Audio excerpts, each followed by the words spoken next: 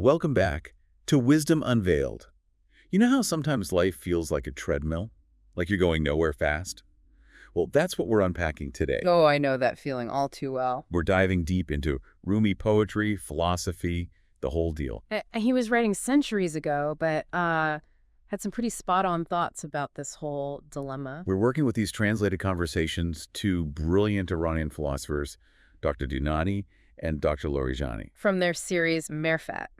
We should probably give folks a heads up as it's a translation, so some finer points might get lost in the shuffle. For sure.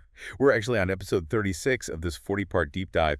And just to be super clear, this is a translation of conversations with Iranian philosophers, so some details may not be fully conveyed. Yeah. We apologize for any discrepancies. Definitely. Still, even with that in mind, the core ideas here are so powerful. Absolutely. And today, we're zeroing in on how Rumi viewed this feeling of existential boredom. The Persian word for it is malal. Malal. Yeah. It sounds as heavy as it feels. It does. Yeah. So is Rumi saying this malal is like a bad thing, something we should avoid? You know, that's what's so fascinating. Both Dr. Dunani and Dr. Larijani actually suggest that Rumi saw malal as a good thing.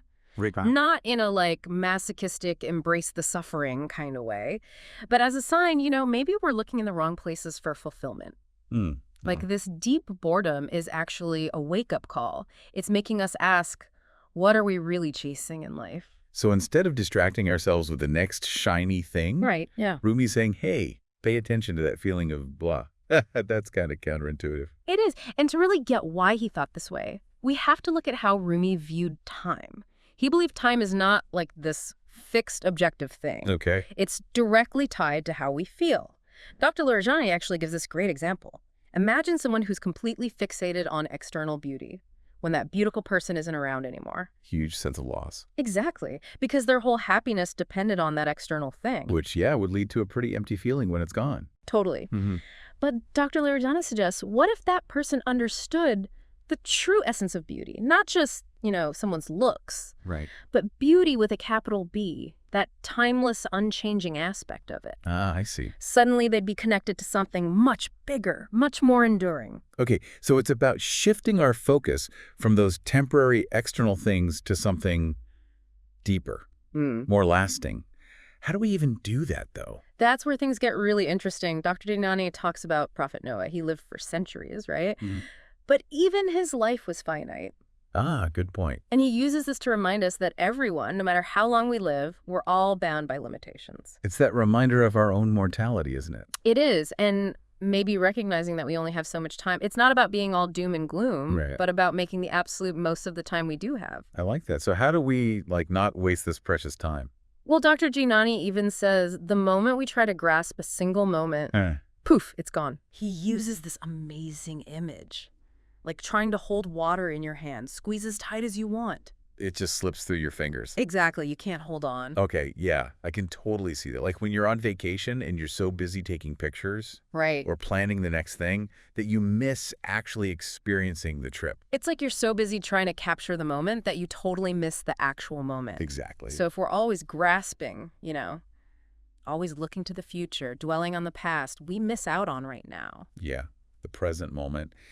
But how do we become more present, more aware of what's happening right in front of us? That feels hard. It is. And both experts talk about how crucial silence is for this. Silence. They say it's in those quiet moments that we can really tap into the deeper mysteries of life, the things that all the noise drowns out. It's not about becoming like a silent monk, right? No, not at all. It's about finding ways to create space in our lives for that inner stillness. Okay. Makes sense. But how do you find silence in a world that, you know, never shuts up? This is good. Dr. Dunani has this great quote. Silence is the language of God. All else is poor translation. Ooh, I like that. He suggests that by cultivating silence, we're opening ourselves up to a whole different level of understanding. A way of knowing that goes way beyond just words. So there's this deeper wisdom available if we just quiet down enough to hear it. Exactly. And it's in that silence, Dr. Dunani explains, that we can begin to grasp this big idea from the Quran that God is always with us. Okay, now that's a big one. How do we even begin to like, get our heads around that. It's definitely a challenging concept, but Dr. Larijani has this thought experiment. Imagine you truly believed you were always in the presence of someone you deeply respect. Someone whose opinion mattered to you. Yes, someone you didn't want to disappoint. Wouldn't that change how you acted, the things you said, the choices you made? Absolutely. It made me think twice about a lot of things. Right. And Dr. Dinani connects this to the idea that our intentions actually have a real impact on the world. Like, what we put out into the world comes back to us. But on a spiritual level, it's not about, like, cosmic punishment or anything. Okay. It's about, like, attracts like. If we're cultivating love, kindness, generosity, we're going to experience more of that. Okay, so if I'm constantly putting out negativity and judgment, you're likely to bump into more of that in your life. Okay, yeah, that makes sense. It all ties back to creating a more peaceful, fulfilling life. But it feels like a lot of responsibility. Like, what if I mess up? I hear that. Dr. Larijani uses this really helpful analogy. He compares our lives to tending a garden. A garden. If you want beautiful flowers, you need good soil, the right seeds. You got to weed out the stuff that hinders growth. So it's not just about our thoughts and feelings, but our environment too, yeah. The Yeah. people we surround ourselves with, the information we consume. It's being mindful about what we let into our lives, basically, creating an environment that supports us. Exactly. Just like a garden needs regular tending, our inner lives need constant care and attention. This is making me realize how much I've been neglecting my own inner garden, so to speak. Well, Rumi's teachings offer a kind of roadmap for that, but it's a journey, you know? It takes work. Yeah. And there's this other important piece that Dr. Dinani brings up. He says, we shouldn't judge others, even if their gardens look a little messy. True. We're all at different stages of tending our own gardens. Exactly. And Dr. Larijani adds this really interesting twist. He says, even difficult relationships can actually be valuable for growth. Wait, really? I tend to avoid conflict like the plague. Oh, I get it. But he's saying these challenging relationships can be like a mirror. Showing us parts of ourselves we might not see otherwise. Exactly. And this is where Rumi's teachings on compassion become so important. So it's not about condoning bad behavior. No. But about recognizing that everyone has inherent worth, regardless of their actions. Beautifully said. And Dr. Dinani really drives this home with a powerful quote. He says, holding on to anger is like drinking poison and expecting the other person to die. Oh, wow. That's intense. It is. He's saying holding on to all that anger and resentment, ultimately it just hurts us. It keeps us stuck. So forgiveness is really self-care. You got it. And Dr. Larijani makes it clear this doesn't mean condoning bad behavior. Right. It's about choosing compassion over anger, choosing healing, and ultimately reclaiming our own inner peace. It all comes back to intention, doesn't it? Like, if we're holding on to all that negativity, we're just putting more of that out into the world, which creates more suffering. Exactly. It's about recognizing that we have a choice in how we respond to tough situations. We can react with anger and judgment. Right. We can respond with compassion and understanding. And that choice, that's where our power lies. So much of what we've talked about comes down to that, doesn't it? Making conscious choices, being more aware of our thoughts and actions, really taking responsibility for the energy we bring to everything. You're absolutely right. And that leads us to one of Dr. Dinani's favorite Rumi quotes. The wound is the place where the light enters you. That's a beautiful quote. Isn't it? It suggests that even our most painful experiences, those wounds, can become opportunities for growth. It's about finding that glimmer of hope, that resilience inside, even when we feel broken. Yeah. It's like recognizing that even in our darkest moments, something new can emerge. But that doesn't mean it's easy. You know, facing those hard things takes courage. Oh, it absolutely does. Sometimes you even have to let go of who you thought you were. And that brings us to what might be Rumi's most challenging teaching. Oh. Dying before you die. Okay, now that sounds intense. Is he talking about actual physical death? No, it's metaphorical.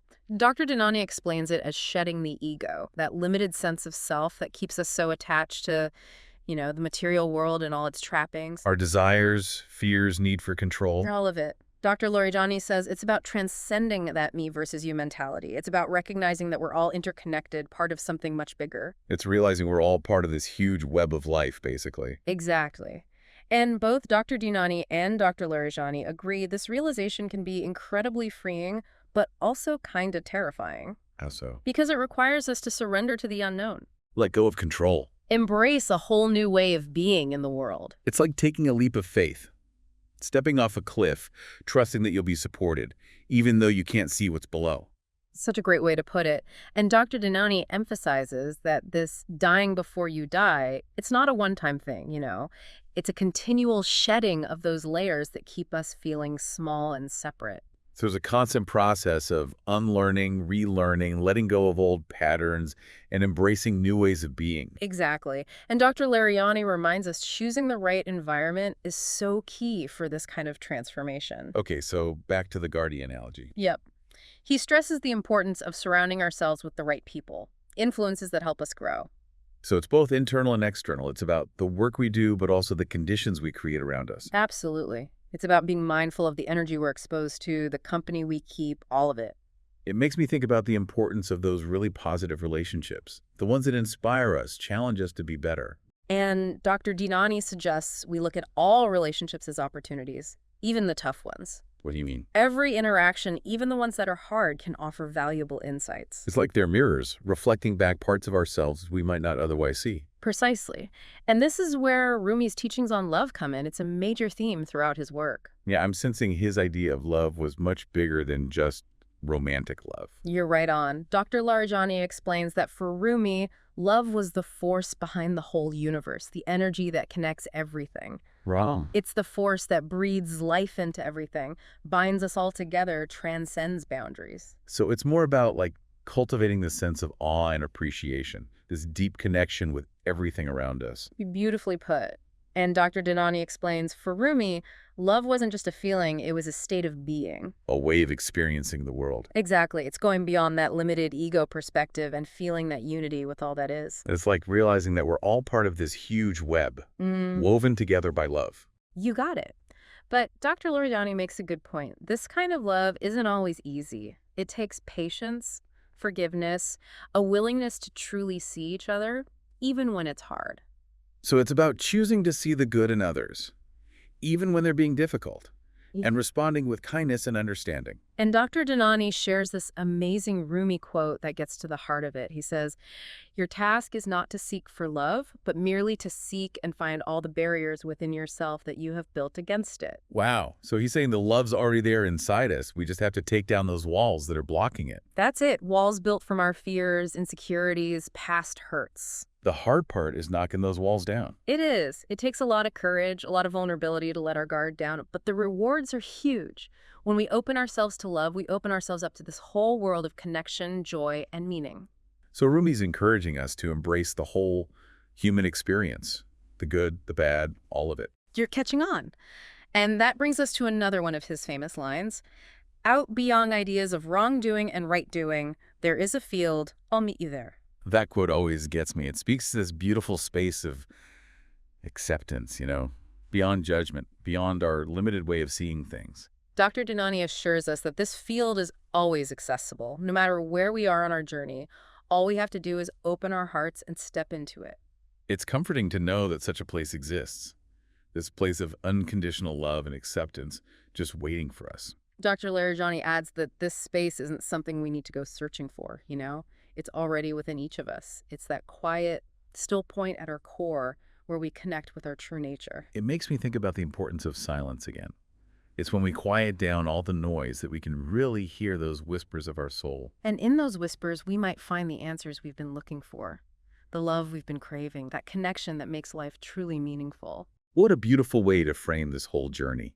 It sounds like Rumi's offering us not just philosophy, but a practice, a way of life that leads to greater connection, meaning, joy, all of it. You've got it. And he's not just leaving us with these big ideas, he's giving us concrete tools. Remember Dr. Dinani talking about silence? Yeah. It's not just something to think about, it's something to do. Right. We can't just passively read his words. We have to actively engage with them. Exactly. And that active engagement can look like so many things. Meditation, spending time in nature, journaling, even just taking a few deep breaths throughout the day to come back to the present moment. So it's about finding those things that help us create that inner stillness, that connection to something deeper. And those things are going to look different for everyone, right? Absolutely. No right or wrong way to do it. The important thing is finding what works for you and making it a regular part of your life. So we're not just reading Rumi, we're embodying his words. We're living them out. And that's where the real transformation happens. This has been so insightful. I'm really seeing how deep and rich Rumi's teachings are. It's not just poetry, it's a whole way of being. You said it. A way of approaching life with more awareness, more compassion, more love. I'm so glad we're having this conversation. It's got me feeling really inspired to dig deeper into Rumi's work and, try some of these practices myself. That's great to hear. And remember, you don't have to go it alone. Dr. Laurijani suggests one of the best ways to deepen our understanding is to talk about it with others. Makes sense. It's like when you read a good book and you want to discuss it with someone. Share your thoughts, hear other perspectives. Exactly. And with Rumi, there's so much to unpack. Talking about it with others can help us see things in new ways, challenge our assumptions. I'm already thinking about who I can have these conversations with. There's something about Rumi that sparks this longing for connection, both with ourselves and with something bigger. You've hit on something really important. That longing, that yearning. Rumi saw that as a good sign. It means we haven't settled for a life that's too small for our souls. It's like that malal we were talking about, that existential boredom. Maybe it's actually a sign that we're ready for something more. Exactly. Something deeper, something that really feeds our souls. And Rumi believed that something more ultimately is love. But not just any kind of love. What kind then? A love that's boundless, unconditional, all-encompassing, the kind of love that connects us to the divine, to each other, to the very essence of life. And that brings us back to that quote. Out beyond ideas of wrongdoing and right-doing, there is a field. I'll meet you there. Such a powerful invitation. It really is, to step outside of those limited perceptions, into this space of unity and acceptance. And Dr. Dinani reminds us this field is always there.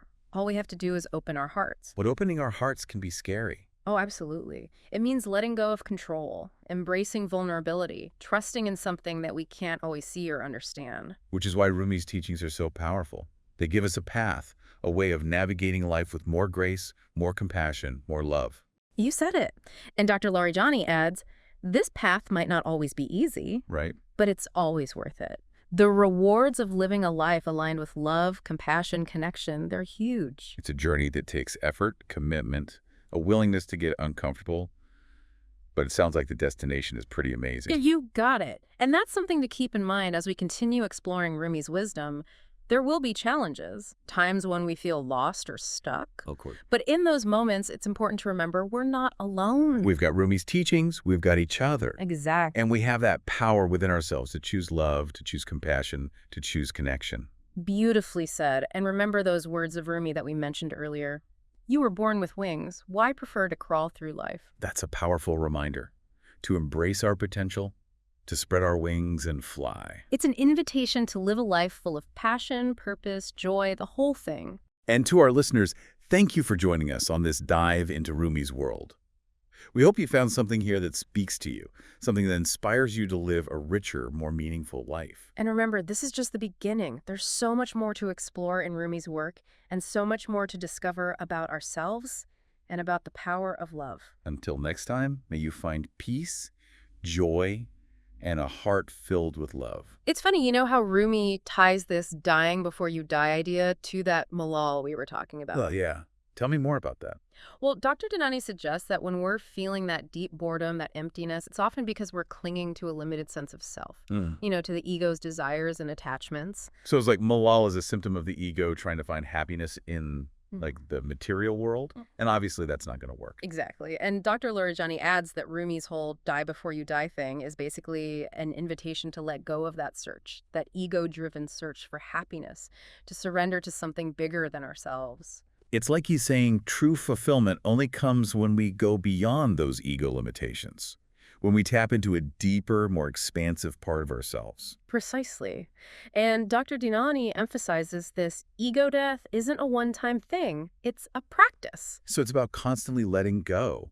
Those old patterns, limiting beliefs, all the things that keep us feeling small and separate. Exactly. And Dr. Laurijani suggests one of the best ways to do that is through silence. Makes sense. We were saying earlier how silence can help us connect with that deeper wisdom inside. Right. And Dr. Dinani explains that silence isn't just about no noise, It's about creating space to really listen, to tune in to those whispers of our soul. Like hitting the pause button on everything external and just being. Beautifully put. Mm-hmm. And Dr. Lorijani adds that when we cultivate silence, we're not just quieting our minds, we're opening our hearts. Oh, I like that. Tell me more about the connection between silence and the heart. Well, Dr. Dinani suggests that all the noise, the constant stimulation, it can harden our hearts, close them off to love and compassion. It's like all that external noise creates this armor around our heart to protect us from getting hurt, but then it also prevents us from connecting deeply. Perfect analogy. And Dr. Lorijani explains that when we embrace silence, we're basically dissolving that armor, allowing our hearts to soften, to open up. So it's through those quiet moments that we can truly connect with our own hearts and the hearts of others. Exactly. And that connection is really at the core of Rumi's teachings. We were talking earlier about how his idea of love went way beyond just the romantic kind. Right. Dr. Lorijani explains that Rumi saw love as this driving force behind all of creation, the energy that connects every single thing. It's like seeing the world through love-colored glasses, recognizing that web that links us all together. And Dr. Dinani adds that Rumi believed love wasn't just a feeling, it was a way of being. A way of experiencing the world. Exactly. It's about transcending the ego, that limited perspective, and feeling that unity with all that is. It's like realizing we're all part of this one huge web of life, woven together by love. And that realization can be really transformative. Because it changes our whole outlook. From separation and competition to collaboration, compassion. And that shift can ripple outwards, affecting not just our own lives, but the world around us. So it's not just about feeling good. It's about making a difference, contributing to a more loving world. Well said. And Dr. Lorijani reminds us that this kind of love takes practice. It's not always easy to choose love when you're feeling hurt or angry or betrayed, that's for sure. It's a conscious choice, to see the good, even when it's tough. And remembering that everyone is on their own journey, with their own unique struggles. So instead of judging, we offer compassion, understanding. And Dr. Dinani adds that one of the most important things we can do to cultivate love is to practice forgiveness. Yes, forgiving ourselves for the past, forgiving others for how they've hurt us. Because holding onto those grudges just hurts everyone involved, right? Exactly. Remember that quote Dr. Dinani used? Holding on to anger is like drinking poison and expecting the other person to die. It's a strong image. It is. A stark reminder that forgiveness is ultimately self-care. And Dr. Lorijani makes it clear, forgiveness isn't weakness. It actually takes a lot of strength. It's about rising above, choosing a higher path, choosing healing. It's taking back our power to choose how we respond to those hard situations. And that choice is incredibly empowering. Because it breaks us free from those patterns of resentment and lets us step into a new way of being. A way of being rooted in love, compassion, and forgiveness. It's about recognizing our interconnectedness and then actually doing something with that, contributing to a more loving, more harmonious world. That brings us back to that Rumi quote. Out beyond ideas of wrongdoing and right-doing, there's a field. I'll meet you there. Such a beautiful invitation to this place of unity, of acceptance, where our differences kind of melt away and we can connect on a deeper level. And Dr. Dinani reminds us, this field is always there, waiting. No matter where we are on our path, we just have to open ourselves up to it. That's a comforting thought, that such a place exists, a refuge from all the chaos of life. Dr. Lorijani adds that one of the best ways to find this field is through silence, creating those moments of stillness where we can quiet the world and tune into that deeper wisdom. It's about finding that still point at our core, where we connect with our true selves, with that divine spark inside each of us. And in those moments of silence, we just might find the answers we've been searching for, the love, the connection, all the things that make life feel truly meaningful. It's like tapping into a source of wisdom and guidance that's always available, if we can just quiet down long enough to hear it. And to do that, to really listen, it takes being present, open, being willing to let go of those preconceived notions and embrace what we don't know. It's like approaching life with a sense of curiosity and wonder, like explorers setting out into uncharted territory. And that exploration can be both exhilarating and scary. Because it means stepping outside our comfort zones, facing our fears, and embracing the unknown. But the rewards, they're immeasurable. When we dare to venture beyond the familiar, we open ourselves up to so much. We discover strength we didn't know we had. We tap into a deeper well of wisdom.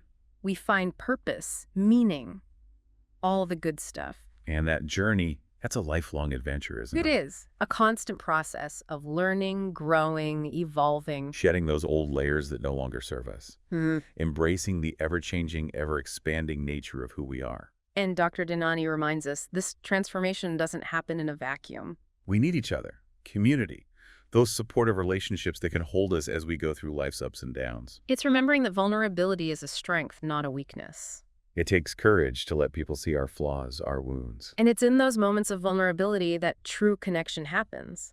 Because when we share our authentic selves, that's when real intimacy and understanding can blossom. And that kind of connection is so healing, so transformative. It's like remembering we're not alone on this crazy journey called life. Right. We're all in this together, stumbling and getting back up, helping each other along the way. And that feeling, that sense of shared humanity, that feeling of interconnectedness, that's at the very heart of everything Rumi was teaching. He saw us all as this one big family, united by these invisible threads of love and compassion. And he truly believed in the power of love, that we could heal ourselves, heal our relationships, even heal the world all through love. It's a beautiful vision. It really is. And maybe even more relevant now than ever before. Yeah, totally. In a world that feels so divided, so disconnected, we need Rumi's message now more than ever. That message of love, compassion, unity. As we've been going through all this, the malal, the silence, the love, I keep coming back to one of Rumi's lines. Which one? You were born with wings. Why prefer to crawl through life? Ugh, that's one of my favorites. It's such a powerful reminder. We have this incredible potential to soar, to reach for the stars, to create a life that's full of joy and purpose and meaning.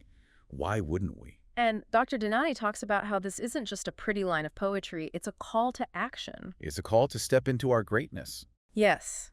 He says Rumi is challenging us to break free from all those limitations we put on ourselves, to shed all the old beliefs and fears that keep us stuck, feeling small. Like he's saying, hey, you were born to fly. Don't waste your life crawling around when you could be soaring. And Dr. Larijani adds that this invitation to fly, it's not about some external achievement. It's not about reaching some specific destination. It's about the journey. Exactly. It's about showing up each day with curiosity, with a willingness to learn and grow and become more than who we were yesterday. It's about trusting that we already have what we need to handle life's challenges, to build a meaningful life. And that trust comes from those practices we've been talking about.